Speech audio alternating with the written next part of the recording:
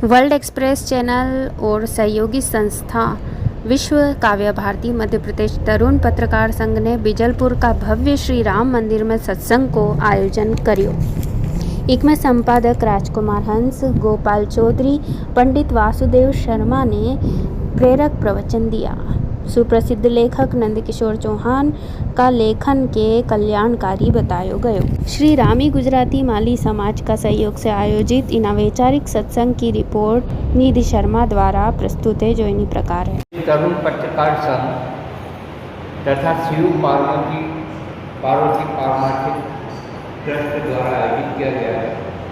हमारे बिजलपुर की आन बान शान मालवी के गद्य लेखक नंदकिशोर चौहान जी के कृतित्व व्यक्तित्व पर चर्चा गोष्ठी का आयोजन भी किया गया है। हमारे नंदकिशोर चौहान जी के कई संग्रह प्रकाशित होकर प्रशंसित हुए हैं। तालियों के साथ में हम उनका स्वागत करें, जोरदार तालियों के साथ में, जो एक चिरायु हों। और दूसरे उनके अनुज शंकरलाल जी पटेल जी, जिनके अथक प्रयास से इतना भव्य मंदिर बना हुआ है, उनके लिए भी जोरदार तालियां। बहुत आपने मेहनत की है, आपकी टीम ने, हम आपको हार्दिक बधाई देते हैं। हमारे भी पंडित जी भी उपस्थित हैं, उनके सम्मान में भी तालियां। बहुत अच्छी वो सेवा कर रहे हैं। परमात्मा की सेवा करना और सत्संग में बैठना बड़े पुण्य लाभ की अनुभूति होती है। आपको हम बताना चाहेंगे कि माँ की सेवा करने वाला कभी भी दुखी नहीं होता। और कहीं पढ़ा है, और आपने भी पढ़ा और सुना होगा कि माता कभी कुमाता नहीं होती। श्री राम भगवान को जंगल में जाने का आदेश प्राप्त हुआ, माँ ने दिया। उसके बाद में एक राजा जो है भगवान बन गए हुए हैं, श्री राम जी। उनके सम्मान में जोरदार तालियां। बोलिए प्रभु राम जी की। प्रभु राम जी ने अनुशासन दिखाया और करके दिखाया और अच्छे शुभ कर्म किए। राम जी ने विश्व बंधुत्व का संदेश दिया और श्री राम भगवान ने एक परिवार की एकता को बल दिया। भरत जो थे, आपने सुना होगा कि बड़े आज्ञाकारी थे, और जब भगवान चले गए जंगल की ओर तो सिंहासन पर नहीं बैठे। इसका मतलब यह है कि हमें भातृत्व भाव की महिमा को स्वीकार करना चाहिए। माता सीता जी हुई और लवकुश हुए। ऐसे परम पिता परमात्मा श्री राम जो माँ के भक्त थे, उन्होंने नवरात्रि में और उसके पहले सेवा करी माता दुर्गा जी की, और एक ही बात मांगी कि रावण और बुराई का अंत मेरे द्वारा हो। और माँ ने आदेश दिया, प्रभु जो तुम मांगोगे वो मैं तुमको दूंगी। माँ झोली भर के देती हैं, सब कुछ देती हैं। बोलिए अम्बे मात की। पूरे देश में विदेश में हजारों जगह जाने के बाद में बिजलपुर के इस मंदिर में काफ़ी गर्व की अनुभूति होती है, शांति की अनुभूति होती है। इसलिए हम आपसे कहना चाहेंगे कि श्री राम जी के देश में, जो कि विश्व गुरु था भारत, पहले भी था, आज भी है, कल भी रहेगा, हम एकता से रहें। इस चर्चा गोष्ठी की शुरुआत मैं खुद करने जा रहा हूँ कि नंदकिशोर चौहान जी ने एक मालवी की महिमा को आगे बढ़ाया। वर्ल्ड एक्सप्रेस में हम उनके 350 लेख प्रसारित कर चुके हैं, और आज हजारों लोग देश विदेश में आपके लेखों को पसंद करते हैं। उन्होंने जो झांसी वाली रानी का लिखा, उन्होंने दुर्गावती रानी का लिखा। ऐसे नंदकिशोर चौहान जी का हार्दिक अभिनंदन तालियों के साथ में आप कीजिए। हमारे राम प्रसाद जी बुखार हैं, जो बुजुर्ग हैं और अभी भी अच्छा इनका स्वास्थ्य है। ऐसा लगता है कि हम एक योगी के दर्शन कर रहे हैं। अच्छा देखते हैं, अच्छा सुनते हैं, अच्छा बोलते हैं। मोहनलाल जी हमारे बीच में हैं, नारायण परमार जी हैं, यहाँ नारायण जी भी हैं, यहाँ शंकर जी भी हैं, और यहाँ नंदकिशोर जी भी। कितने अच्छे अच्छे नाम हैं मोहनलाल जी हैं। और दिया हमारे देखिए गोपाल जी भी उपस्थित हैं। आज की चर्चा गोष्ठी को आगे बढ़ाते हुए गोपाल जी से हमारा कहना है कि आप 2 शब्द बोल के आज की चर्चा गोष्ठी को आगे बढ़ाएं। जोरदार ताली आपको। जय श्री राम। गुरु गोविंद बलिहारी गुरु आप महाराज की कृपा हो तो सब में माता पिता सब माता पिता तुल्य सब है तो मानते हैं अपना पिता तुल्य अपना भाई तुल्य। अपन 3 काम कर सकते हैं, बड़ों से आशीर्वाद दे सकते हैं और अपने बराबरी को दुआ दे सकते हैं, वो छोटों को आशीर्वाद दे सकते हैं। तो पहला देखो कि एक राजा की लड़की और राजा की बहू, एक राजा की पत्नी जंगल में लड़के काटा। ये भगवान की लीला है। राजा की लड़की, राजा जनक की लड़की सीता माता, राजा की बहू राजा दशरथ की बहू और राजा राम की पत्नी जंगल लकड़ी काटा। तीनों राजा और लकड़ी काटा। ये भगवान लीला है कि नहीं? तो रामायण भी हमको जीना सिखाती है, महाभारत हमको लिखना सिखाती है और भागवत जी हमको साथ में बनना सिखाती है। रामायण जीना सिखाती है, भागवत जी बनना सिखाती है और महाभारत लड़ना सिखाती है। गोपाल चौधरी जी को सुना, मुझे लगा कि आपके पास में बहुत बड़ा कलेक्शन या संग्रह है विचारों का। और शहीद आजम भगत सिंह जी ने कहा है कि सब चीज़ों की मौत हो जाती है पर एक चीज़ की मौत नहीं होती। पूछा गया शहीद आजम भगत सिंह जी से कि कौन सी चीज़ की मौत नहीं होती, तो 23 वर्ष की उम्र में फांसी के फंदे को चूमने के पहले भगत सिंह जी बोले विचारों की कभी मृत्यु नहीं होती। भगत सिंह जी के सम्मान में आप जोरदार तालियां। और सत्संग जो चलता है तो काल भी उसको देख कर भाग जाता है, यमराज भी भाग जाती है, बीमारी भी भाग जाती है। जो माँ की सेवा करते हैं और जो दुर्गा सप्तशती का पाठ करते हैं और माता पिता की सेवा करते हैं तो कभी भी दुखी नहीं होते। आज हमारा समाज, हमारा राष्ट्र, सारी दुनिया इसलिए दुखी हो रही है क्योंकि संयम, मर्यादा, खान पान, वेशभूषा सब समाप्त होती जा रही है। ऐसे सत्संग हमारे भारत की तस्वीर को बदल सकते हैं। 4 पंक्तियाँ पढ़ने के बाद किसी महाकवि नीरज जी ने कहा है, फौलाद की मूरत भी पिघल सकती है, पत्थर से रसधार निकल सकती है, यदि सत्संग को सुन ले आदमी तो सारी दुनिया की तकदीर बदल सकती है। सारी दुनिया की तकदीर बदल सकती है। तो हम गोपाल चौधरी जी यहाँ आकर धन्य हो गए हम कि एक हीरा हमें मिला जिसको हम कोहिनूर हीरा बना दें। वो नाम है तो हमारे गोपाल जी। बहुत अच्छे विचार थे आपके और अविरल रूप से, धारावाहिक रूप से जिस तरह से नदी बहती है उस तरह से आपके विचार आगे बढ़ते चले गए। हम आमंत्रित कर रहे हैं हमारे आदरणीय पंडित जी आए इस सत्संग सभा में 2 शब्द बोले, बड़ी मेहरबानी होगी। आइए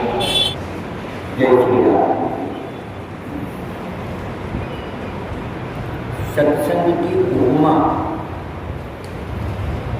उसके विषय में कहना चाहता हूँ। संत बिना सत्संग अधूरा। और संत मतलब धर्मा वस्त्र धारण कर ले, बड़ी बड़ी चटाएँ कर ले, बड़ा तिलक लगा ले, उसी को संत कहते हैं। ये मेरे विचार से अमान्य है। संत विचारों से बनते हैं, स्वरूप से नहीं। विचार अच्छे होंगे, लक्षण उसमें संत के दिखाई देंगे तो वह संत माना जाएगा। स्वरूप से तो किसी भी पशु को अगर चोला बदल करके हम दिखा दें तो वह भी स्वरूप उसका दिखने लगेगा, परंतु विचार उसके वैसे नहीं हो पाते। विचार संस्कारों से बनते हैं और संस्कार संतों के साथ संग करने से बनते हैं। सत्संग जब स्वरूप लेता है कि जब सच्चे संत का दर्शन और सत्संग करें तो उसमें संस्कार प्रेरित होते हैं और संस्कार प्रेरित होने के बाद ही वह सत्संग कामयाबी की ओर लगने लगता है। सत्संग की शुरुआत धार्मिक स्थान से होना चाहिए, जिससे अच्छी विचारधारा फैले और संगोष्ठी के अवसर पर आयोजित मैं सभी आप महानुभावों का हृदय से अभिनंदन करता हूँ कि आज आपके जीवन का अमूल्य समय निकालकर यहाँ एक गोष्ठी का आयोजन किया गया है। इस गोष्ठी में हमारे गोपाल भैया ने जो आज हमें वरिष्ठ लेखक नंदकिशोर चौहान जी की यह किताब बुलाओ, जिसमें एक से बढ़कर एक मानवीय रचनाएं और गद्य में आपने लिखी और बहुत अच्छी लिखी।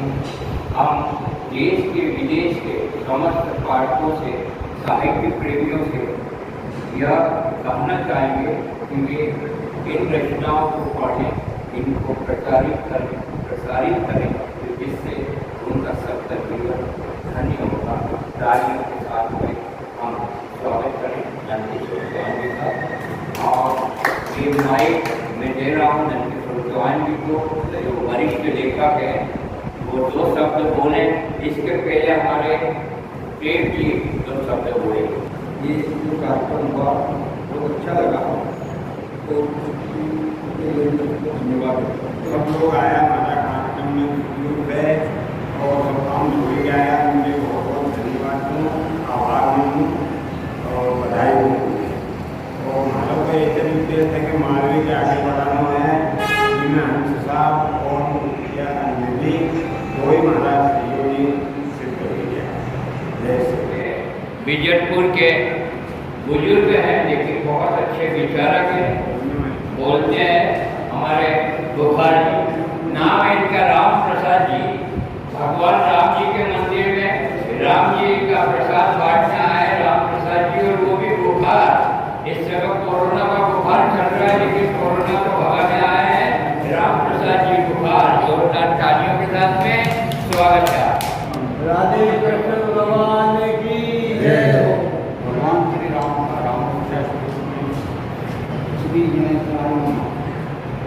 अस्य श्री राम रक्षा मंत्र बुद्ध कौशिक ऋषि श्री सीतारामचंद्र देवता अनुष्ठन सीता शक्ति श्रीमान हनुमान दीपम श्री रामचंद्र प्रत्यर्थे राम रक्षा जपे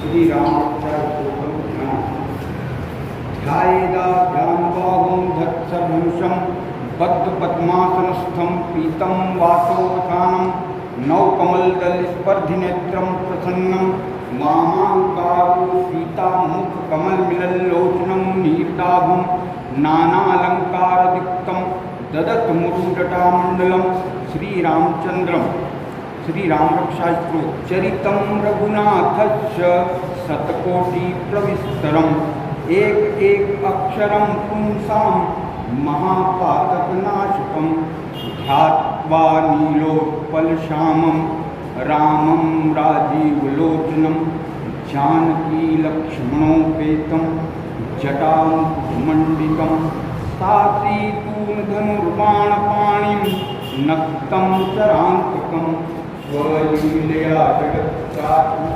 मामिभूमजं विभुं राम रक्षां पठेत प्राज्ञ वापग्निं सर्वकामदां शिरो मे राघवः पातु हालं दशरथात्मज।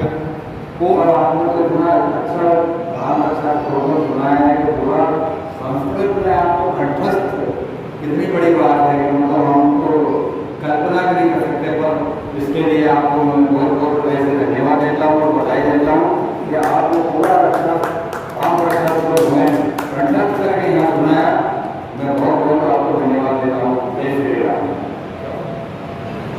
मैं भी यही बात कहने वाला था कि हमारे प्रेम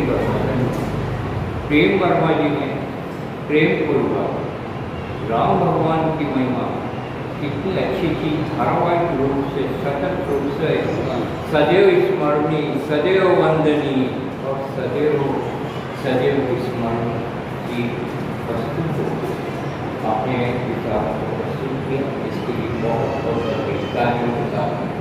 और आज हमें गर्व की अनुभूति होती है कि इतनी अच्छी अच्छी प्रतिभाएं गांव में, शहर में उपस्थित हैं, उनको निखारा जाए, सत्संग इस तरह से धारावाहिक रूप से चलाया जाए।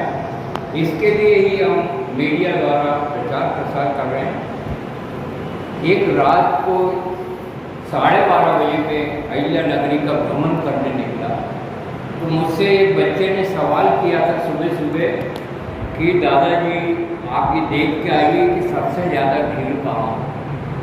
उस बच्चे को जवाब देने के लिए मैंने सारे इंदौर का भ्रमण गाड़ी से किया। बड़े दुख की बात है कि सबसे ज़्यादा भीड़ मेरे को इंदौर शहर में कलालियों के सामने नजर आई। और इस शराब को रोका जाना, हम हंसते हैं, क्या हो गया मेरे देश को। जो माखन खाते थे हमारे गोपाल चौधरी के देश में कृष्ण भगवान, उसी देश में गंदी गंदी चीज़ें खाई जा रही हैं और खिलवाई जा रही हैं। इसके लिए सत्संग द्वारा हम खुलेआम कहना चाहेंगे कि सरकार इस चीज़ को बंद करे, अन्यथा ये नेता अपने पद से इस्तीफा देने वाले, वो प्रधानमंत्री हो चाहे राष्ट्रपति हो। जिस देश में शराब बिक रही हो, जहाँ मांस बिक रहा हो और जहाँ ये अपराध हो रहे हो, तो वहाँ राम राज कैसे आएगा। यह हम पूछ रहे हैं भारत के प्रधानमंत्री से, यह पूछ रहे हैं हम जनप्रतिनिधियों से। कटु सत्य कहूँगा लोकवाणी में, कुर्सी के भूखे लेता हूँ, तुम डूब मरो चुल्लू भर पानी में। कम से कम माखन खिलवाओ लोगों को, अच्छी चीज सट्टा शराब। हम ये देखते हैं अपराध, रोज अखबार देखते हैं तो उसमें इसका हत्या हो गई, उसकी हत्या हो गई, हमारे इंदौर के राजा रघुवंशी जी की भी हत्या हो गई। इस अपराध को रोकने के लिए सत्संग की जरूरत है। शंकर लाल जी पटेल जी बीड़ा उठाएं और प्रभु राम जी का राज आ जाए। ये माइक दिया जा रहा है भैया के हाथों में। हाँ जैन साहब, मैं आज पहली बार किसी को मंच इसे बोलने की कोशिश कर रहा हूँ। एक करीबी दोस्त जिसने इतनी अच्छी संस्कृत में इतना अच्छा पाठ का दोहन किया, मैं कल्पना भी नहीं कर सकती कि ऐसी प्रतिभाएँ कितनी छिपी हो और जिन्होंने अपने मन से इतने बढ़िया बोलों से इतने बढ़िया शब्दों में पंडित को करना चाहिए। वो आज मेरे दोस्त ने मेरे दिल को लगा सब कुछ देख लिया। मैं उन्हें शब्दों में तो क्या किसी भी तरह से कोई भी बयां करने में हासिल भगवान करे ये कि दिन दुनी रात चौगनी इसी संस्कृत भाषा के लिए, इसी रामायण के ताज़े समाचारों के अनुसार एक जानकारी आपके सामने प्रस्तुत की जाएगी।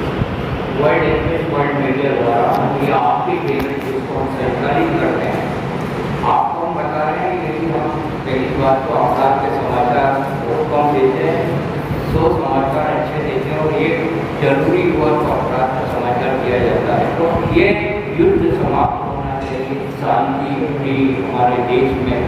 प्रभु श्री कृष्ण जी से पूछा गया कि योग की परिभाषा क्या होती है। भगवान श्री कृष्ण जी कहते हैं, कितनी बढ़िया बात कहते हैं। वो कहते हैं कर्मों की कुशलता का नाम ही योग है। आप यदि कोई भी कार्य अगर कुशलता पूर्वक करोगे तो ये योग बन जाएगा। तालियों के साथ स्वागत कीजिए श्री कृष्ण जी के जो देश का। तो आज हम जिस देश में हैं वहाँ जितने अच्छे ग्रंथ हैं सारी दुनिया में नहीं। ये मैं इसलिए कह रहा हूँ कि मैंने सारी दुनिया के सब धार्मिक ग्रंथों का अध्ययन किया और जो संदेश हमारे सनातन धर्म में है वो कहीं है। जो कविताएं हैं और जो साहित्य भारत में है वो कहीं भी नहीं है। तो मेरे देश के रहने वालों, हमारे भारत की महिमा में हम कहना चाहेंगे, क्या कहना चाहेंगे, एक मुस्लिम शायर इकबाल साहब की इन पंक्तियों को उल्लेख करना चाहूँगा। सारे जहाँ से अच्छा हिंदुस्तान, सारी दुनिया में सबसे अच्छा अगर हिंदुस्तान हम सारी दुनिया के लोगों से मिलते हैं, तो मैं कहना चाहूँगा इस सत्संग सभा में शंकर लाल पटेल जी ने अच्छा कार्य किया। ऐसे सतत कार्य करते रहें। और मंदिर होते हैं होना चाहिए, लेकिन वहाँ विचारों का भी श्री गणेश होना चाहिए। अच्छे प्रवचन हो, अच्छे हमारे जैसे प्रेम वर्मा जी ने धार्मिक रूप से इतनी बढ़िया प्रस्तुति की, उनके समाज में जोरदार तालियां। एक हमारे घर में भारतीय साहित्य फैले, उपनिषद हुई, वेद हुई, रामायण हुई, कृष्ण भगवान की महिमा हो, बच्चे अगर ऐसा गायन तो क्या अच्छा हमको लगे। मैं आमंत्रित कर रहा हूँ निधि शर्मा जी एक भजन के माध्यम से जुड़ेंगी और एक भजन प्रस्तुत करेंगी।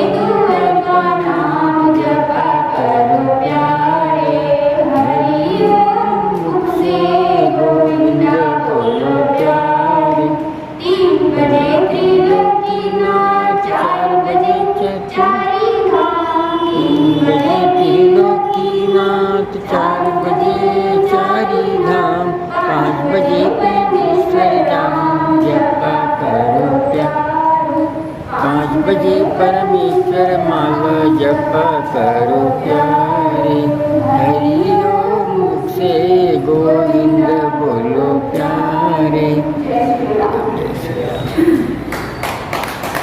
तो मैंने अपना प्रवचन प्रारंभ किया। बड़े बड़े महात्माओं के साथ में बैठने का शुभ अवसर प्राप्त हुआ। रामायण बचपन से पढ़ी थी, सतत रूप से बोलते चले गए प्रभु राम जी पर। तो एक बच्चा खड़ा हो गया, उससे सवाल किया। आप सब सत्संगी उपस्थित हैं, देखिए बच्चे का क्या सवाल है। तो बनियान तेज वर्षा गर्मी के दिन में वो बोलता है, मुझको भाई साहब बोलता है, क्योंकि मेरी उम्र कम थी, बड़ी बड़ी मूँछ थी। तो मेरे से बोलता, भाई साहब आपसे एक सवाल लेके आया हूँ, मेरे जवाब दो। मैं कहता कि प्रभु राम जी को सबसे ज़्यादा खुशी कब हुई? तो मैंने सोचा कि ये तो बड़ा अच्छा सवाल है।